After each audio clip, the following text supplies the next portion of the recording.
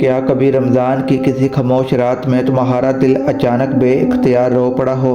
کیا سجدے میں جا کر ایسا محسوس ہوا ہو کہ اللہ تمہیں سن رہا ہے، تمہیں دیکھ رہا ہے اور تمہاری دعا بس قبول ہونے کی والی ہو؟ اگر ہاں تو آج کی بات غور سے سنو، کیونکہ تم ان خوش نصیب لوگوں میں شامل ہو چکے ہو جن کی دعائیں آسمان تک پہنچ چکی ہے۔ رمضان صرف بھوک اور پیاس کا نام نہیں، یہ دلوں کے بدل جانے کا مہینہ ہے، یہ آنکھوں کے نم ہو جانے کا مہینہ ہے، یہ گناہوں سے پلٹ آنے اور رب سے جڑ جانے کا مہینہ ہے۔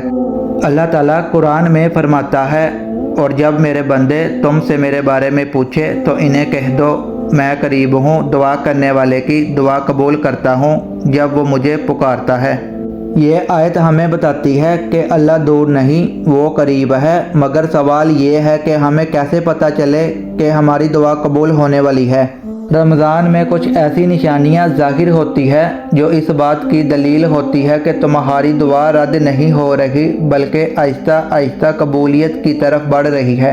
پہلی نشانی دل کا نرم ہو جانا۔ اگر تم دیکھو کہ رمضان میں تمہارا دل پہلے سے زیادہ نرم ہو گیا ہے، قرآن سنتے ہی آنکھوں میں آنسو آ جاتے ہیں، نماز میں خشوع پیدا ہو گیا ہے، تو سمجھ لو یہ بہت بڑی نشانی ہے، کیونکہ سخت دل دعا کی قبولیت سے دور ہوتا ہے اور نرم دل اللہ کی رحمت کے قریب۔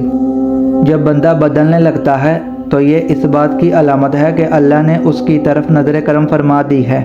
دوسری نشانی گناہوں سے نفرت ہونے لگے۔ اگر وہ گناہ جو پہلے معمول لگتے تھے اب وہ دل کو چبھنے لگے، اگر فلم، موسیقی، فضول باتیں، غیبت سب بے مزہ لگنے لگے اور تنہائی میں بھی گناہ کرنے سے ڈر محسوس ہو تو خوش ہو جاؤ، یہ اس بات کی دلائل ہے کہ اللہ تمہیں اپنی طرف کھینچ رہا ہے۔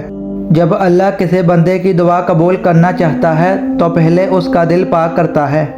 اگر تم دیکھو کہ تمہیں بار بار دعا کرنے کا دل چاہتا ہے، سحری سے پہلے آنکھ خود بخود کھل جاتی ہے، افطار سے پہلے دل بے چین ہو جاتا ہے کہ بس ہاتھ اٹھاؤں اور رب سے مانگو، تو سمجھ لو یہ تمہاری نہیں اللہ کی توفیق ہے۔ قبولیت کی سب سے بڑی شرط صبر ہے۔ جو بندہ اللہ کے فیصلے پر راضی ہو جاتا ہے اللہ اس کے فیصلے بہتر کر دیتا ہے۔ اگر آپ چاہتے ہیں کہ آپ کو مفید اور سچی تعلیمات روزانہ ملے جس سے آپ کی آخرت بھی سنور جائے تو ہمارے پیج کو لائک اور سبسکرائب لازم کریں۔ شکریہ۔